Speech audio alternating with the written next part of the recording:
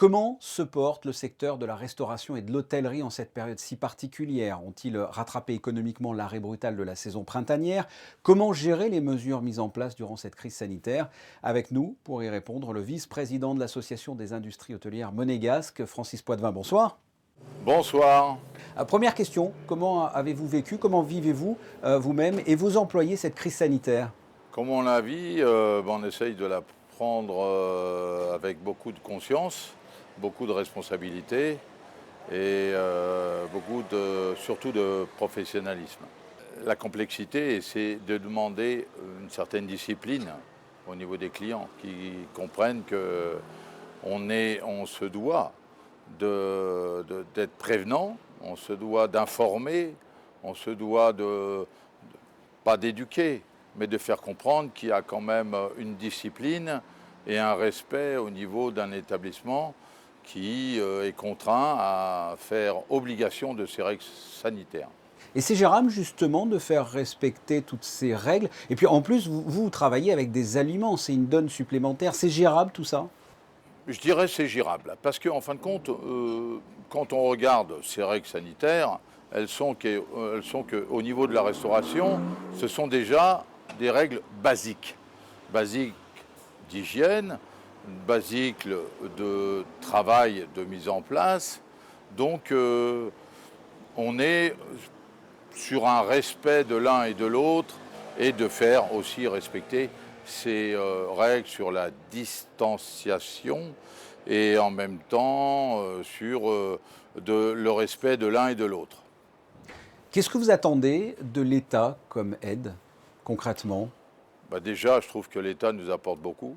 Il prend une vraie conscience que le domaine de la restauration est assez touché, mais il y a d'autres secteurs encore plus touchés.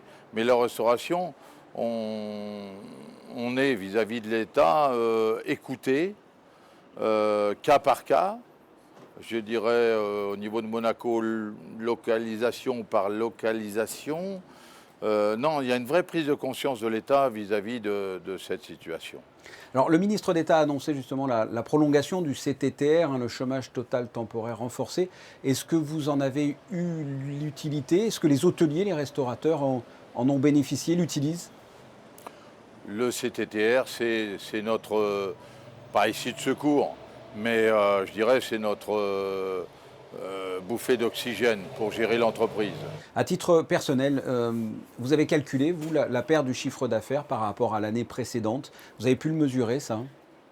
On a pu le mesurer, hélas, on parle de chiffre d'affaires, et ils sont essentiellement, je dirais, basés dans le surplus sur les événements. Pour vous dire, pour nous, au Quai des Artistes, on a perdu au mois de septembre 50% de notre chiffre d'affaires. Et cet été, pareil, ça a été un bon été, un moyen été, un été désastreux? On a eu de la chance d'avoir un bon été au niveau du temps. Ça nous a beaucoup aidé.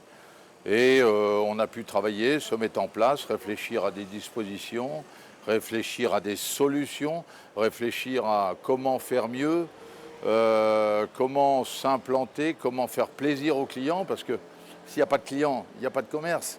Donc, même pour cet hiver, ça ne va pas être facile. Mais on a quand même, je dirais, pour ma part, tiré une épingle du jeu. Et malgré les aides de l'État, est-ce que vous connaissez par exemple des restaurateurs ou des hôteliers qui sont vraiment dans une situation plus que délicate ou qui doivent fermer, qui ont dû fermer? Vous avez des exemples ou pas? Les hôteliers, c'est dramatique. Les hôteliers, c'est surtout, bon, on le sait, hein, au niveau de la SBM, et encore, on n'a pas encore les résultats, mais sur les autres hôtels, c'est catastrophique. Il y a des solutions justement, selon vous? Des solutions, c'est déjà de voir au niveau de ce qui nous pèse, au niveau finance, c'est-à-dire au niveau des loyers et des solutions, c'est, je dirais, de trouver de l'aide auprès du gouvernement qui nous, déjà au niveau du CTTR, nous aide déjà beaucoup, de trouver des solutions au niveau du loyer pour ce qui est des domaines. Et on est encore en discussion sur aussi valoriser notre travail. Et ce qui est important, c'est valoriser notre travail au travers des locaux, au travers de la clientèle pendulaire qui vient tous les jours travailler le midi, qui puisse avoir confiance dans les restaurateurs de Monaco sans avoir des problèmes de se poser des questions par rapport au Covid. Francis Poitvin, merci. De rien, c'est un plaisir.